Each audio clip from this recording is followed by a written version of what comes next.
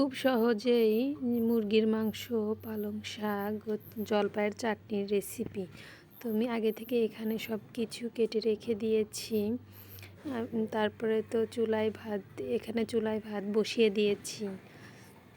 তো এখন আমি চুলা দিয়ে দেবো কড়াইয়ের মধ্যে গরম জল দিয়ে দিব জলপাইয়ের চাটনি করার জন্য। এখন আমি জলপাইগুলো দিয়ে দিব। তো দিয়ে ঢেকে দিয়ে দিব। জলপাইগুলো এখন ঢেকে দিয়ে দিব। তো এই তো প্রায় সিদ্ধ হয়ে গেছে।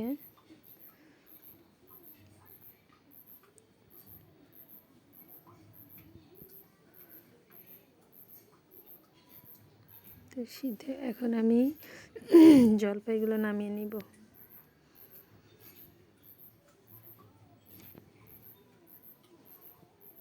জলপাইগুলো নামিয়ে নিয়ে জল ঝরিয়ে এখন আমি গ্লাসের সাহায্যে জলপাইগুলো চিটকিয়ে নিব।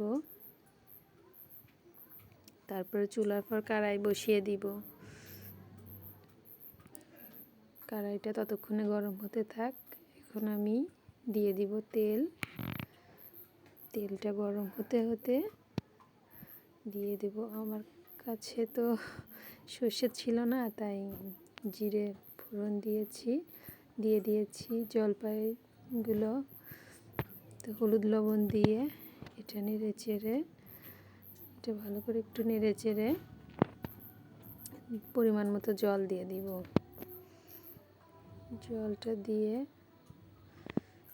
জলটা দিয়ে দিব। তো এখন মোটামুটি জলপাইয়ের চাটনি দিয়ে দেব একটু মিষ্টি। তো মিষ্টিটা গলতে একটু টাইম লাগবে, যেহেতু আমান ছিল ভালো করে ভেঙে দিতে পারি নাই। তো মোটামুটি চাটনি রেডি। এখন আমি ঢেলে নিব। তো কালারটা অনেক সুন্দর এসেছে। কমপ্লিট জলপাইয়ের চাটনি।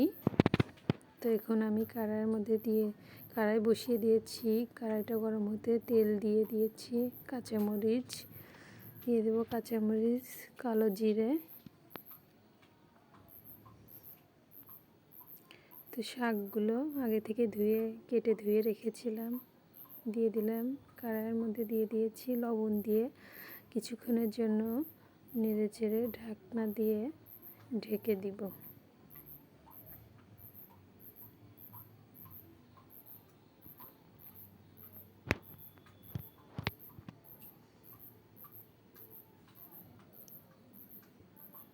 তো প্রায় সিদ্ধ হয়ে গেছে। ঢাকনাটা উঠিয়ে নেব। তো প্রায় সিদ্ধ হয়েছে, তো একটু জল আছে। মোটামুটি শাক ভাজি রেডি। এখন আমি নামিয়ে নিব।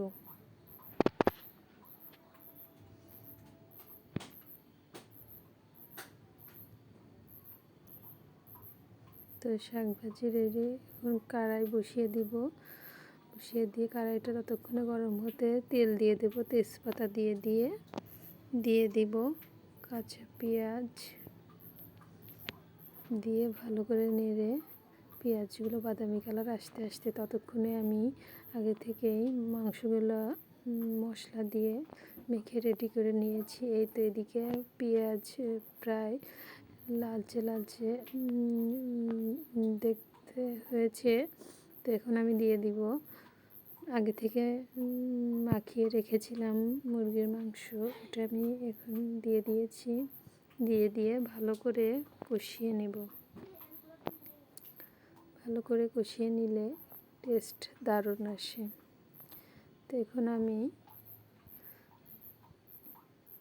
ঢেকে দিয়ে দেব। কিছুক্ষণের জন্য ঢেকে দিয়ে দিয়েছি। তো ঢাকনাটা উঠিয়ে দেখব যে সিদ্ধ হয়েছে কতটা।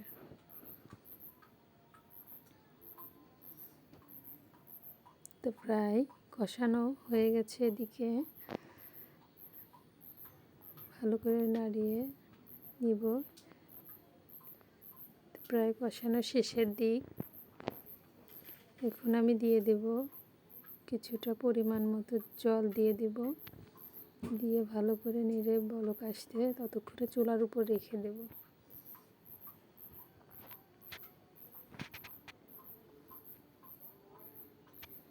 তো প্রায় সিদ্ধটা হয়ে গেছে, কালারটা তো ভালোই এসেছে, খেতে যে কেমন লাগবে।